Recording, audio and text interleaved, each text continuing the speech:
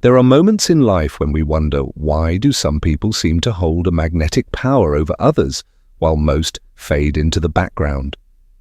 You've seen it before. A man who speaks softly, yet the entire room leans in to hear him. A woman who doesn't chase attention, but attention follows her everywhere she goes. They aren't always the most beautiful, the richest, or even the most intelligent. But they have something rare. A presence that draws, a force that influences, an aura that captivates. That force is seduction. Seduction isn't about cheap tricks or superficial charm. It isn't only about romance or attraction. At its core, seduction is influence. It's the ability to awaken curiosity, to stir emotions, to make others willingly step into your world. Where logic fails, seduction succeeds. Where authority creates resistance, seduction creates surrender. And those who master this subtle art find themselves able to move people, not by force, but by desire. Throughout history, the greatest leaders, lovers, and visionaries understood this. Cleopatra captured empires with it. Casanova built his legend on it. Even political figures and revolutionaries wielded seduction to inspire loyalty, devotion, and awe. Robert Greene's The Art of Seduction reveals this power in detail, hundreds of pages filled with stories and strategies. But here we will distill those timeless lessons into a guide you can absorb and apply. You will see the patterns, recognize the types, and learn how seduction works not only on others, but on you, because seduction is everywhere. It whispers in advertising, it hides in politics, it pulses through relationships, friendships, and business. You are either using it or it is being used on you. To ignore it is to remain powerless to its effects. To understand it is to reclaim control. So in this journey, we will uncover the archetypes of seduction, the irresistible personas that have charmed and conquered across centuries. We will expose the anti-seducers, those habits and flaws that repel instead of attract. We will examine the kinds of people who are most vulnerable to this art. And finally, we will walk through the very process of seduction itself, step by step, to see how attraction transforms into influence. This is not theory, it is psychology in action. It is human nature stripped bare. And once you see it, you cannot unsee it. The game is already being played. The only question is, will you remain a pawn or will you learn to play it like a master? Now, the art of seduction begins with those who embody timeless archetypes, patterns of allure that appear again and again across history. The first is the one whose very presence seems to pull others in like a tide. They do not need to chase or argue or insist. They captivate simply by being. When they walk into a room, time slows and every glance lingers a little longer than it should. They represent the promise of escape from the ordinary, the embodiment of desire itself. This is the archetype that whispers indulgence, danger, and irresistible fantasy. Then there is the figure who does not wait for attraction to happen but pursues it relentlessly. Their passion is unfiltered, their hunger impossible to ignore. To be the focus of such intensity is intoxicating. It is as if the rest of the world falls away, and nothing exists but the pursuit. People who encounter this energy feel consumed by it, swept up in the thrill of being wanted so completely. It is reckless, perhaps dangerous, but unforgettable. Another archetype seduces by becoming a reflection of dreams. Instead of imposing themselves, they listen, observe, and adapt. They step into the role others secretly crave, filling the empty spaces of longing with exactly what was missing. To some they are comfort, to others adventure, to others still a vision of refinement or danger. They seem to appear as if from a dream, a living embodiment of fantasy. With them, people feel as though they have finally found what they didn't even know they were searching for. And then there are those who seduce not by mirroring, but by defying. They resist convention, reject the ordinary, and craft themselves into something original. Their independence is magnetic. They live by their own rules, and in doing so, invite others into a world of freedom. Their charm lies in the refusal to be easily defined. They are bold, enigmatic, and self-sufficient. To be near them is to feel the thrill of stepping outside the script of everyday life. There are also figures whose allure comes from innocence and authenticity. They disarm not with intensity or glamour, but with simplicity. They awaken nostalgia, reminding people of youth, play, and a time before masks and obligations. Their openness, humor, and vulnerability make others relax, let down defenses, and feel safe. With them, intimacy comes easily, and joy returns to the surface. Others wield the power of delay. They draw near, then retreat. They offer warmth, then pull away. They master the rhythm of anticipation, keeping others off balance and hungry for more. This dance of closeness and distance creates tension so irresistible that people find themselves bound in pursuit, unable to let go. There are those who thrive by making others feel valued. Their secret is attentiveness, the ability to listen, to flatter, to ease insecurities. In their presence, people feel lighter, more confident, more alive. They do not dominate, they soothe. They make others the star of the story, and in doing so secure deep loyalty. And then, of course, there are the ones who seem touched by destiny. Their energy is larger than life, their confidence unshakable, their vision so compelling that others cannot help but follow. They radiate certainty in a world full of doubt. People see in them a figure of purpose, someone to believe in, someone who makes the impossible feel inevitable. Finally, there is the archetype who shines simply by existing as an image. They are admired not for who they are in private, but for what they symbolize. People project onto them beauty, glamour, rebellion, or strength. They live in the imagination of others, elevated above the ordinary. Their power lies in fascination, in being distant enough to seem untouchable, yet close enough to be desired. Together, these archetypes reveal the many faces of seduction. Each operates differently, through allure, passion, dreams, defiance, innocence, delay, attentiveness, conviction, or glamour. And yet all share a common thread. They awaken longing. To recognize them is to see the patterns of attraction more clearly, both in others and in yourself. But for every figure who draws others in, there are also those who push them away. These are the habits, the postures, and the flaws that suffocate desire instead of sparking it. Some people mistake force for power, pressing too hard, and leaving others no choice but to resist.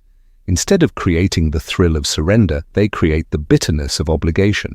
Others cling so tightly that what might have been affection turns into suffocation, their neediness draining energy and making freedom feel impossible.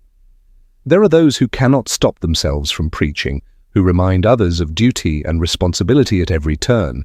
They weigh interactions down with guilt and judgment, blind to the fact that attraction grows in spaces of freedom, not under the weight of criticism.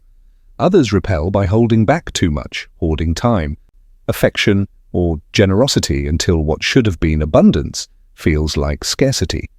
Life with them promises nothing but smallness. Some kill desire not with force or stinginess, but with monotony. They drain every spark of excitement with predictability, turning conversation into routine and encounters into obligations. With them, time does not fly, it drags. Then there are those who never stop speaking, filling silence with noise until mystery disappears. Their endless explanations leave no room for anticipation, no space for imagination. Still others make everything about themselves. They cannot listen, cannot share the spotlight, cannot let others feel important. Their self-absorption leaves companions feeling invisible, as if they are there only to feed an endless hunger for validation. And then there are those whose insecurity bleeds into every interaction, who second-guess, apologize, and tremble so much that they inspire not attraction, but pity. Each of these patterns, the heavy hand, the suffocating cling, the moral judgment, the tight grip, the dullness, the endless chatter, the self-obsession, the trembling insecurity, destroys the delicate chemistry of seduction. They remind us that attraction is fragile. It requires balance, space, and imagination. When these qualities are smothered, desire dies. To recognize these flaws is to avoid becoming them, and to see them in others is to understand why certain people repel rather than attract. Seduction is not only about what to do, but also what not to do. Just as some personalities repel, there are also certain types of people who are especially vulnerable to seduction. They carry within them longings, emptiness, or unspoken desires that make them susceptible to those who know how to awaken them. To understand these types is to see not only how others can be drawn in, but also how easily we ourselves may be caught. There are those who live with nostalgia, constantly looking backward, yearning for a time that seemed brighter, freer, or more innocent. To them, the one who can recreate that memory, who can make the past live again in the present, becomes irresistible. Others live for escape. Their daily lives feel confining, grey, or burdened. To them, anyone who offers adventure, danger, or simply a break from the ordinary becomes magnetic. Some crave indulgence. They want to feel adored, pampered, lifted beyond the limits of restraint. They are drawn to those who flatter, who spoil, who make them feel larger than life. Others are driven by vanity. They long to be admired, to be mirrored, to see their own reflection in the eyes of another as something extraordinary. To them, the one who feeds their self-image is impossible to resist. Then there are seekers, those restless spirits who are never satisfied with what they have, always searching for the next thrill, the next discovery. Their hunger makes them open to the seducer who can promise novelty and adventure. And finally, there are those who yearn for meaning, who feel a hole in their lives that reason or logic cannot fill. They are vulnerable to the figure who arrives with conviction, passion, and certainty, offering direction where before there was only confusion. But these types exist everywhere, in friends, in lovers, in strangers, in ourselves. Each carries an emptiness waiting to be filled, a longing waiting to be answered. To recognize these patterns is not only to understand who can be seduced, but also to see the hidden desires that govern human behavior. Seduction does not create these desires, it reveals them. And once revealed, they can be guided, nurtured, and intensified. With the players and the patterns now clear, the archetypes of allure, the pitfalls to avoid, and the types most easily captured, we can turn to the process itself. How seduction unfolds step by step, from the first spark to the final surrender. Seduction does not happen all at once. It unfolds like a journey, moving through distinct stages that gradually pull the target deeper into its orbit. Each stage builds upon the last, transforming curiosity into desire, desire into attachment, and attachment into surrender. To understand these phases is to see the hidden rhythm of attraction, the choreography that turns fleeting interest into lasting influence. It begins with awakening desire. The first step is not to overwhelm or reveal too much, but to stir something dormant. This might be curiosity, a sense of recognition, or the promise of escape. A glance that lingers just long enough, a word that hints at hidden depth, a presence that feels different from the ordinary. These sparks awaken the target's imagination.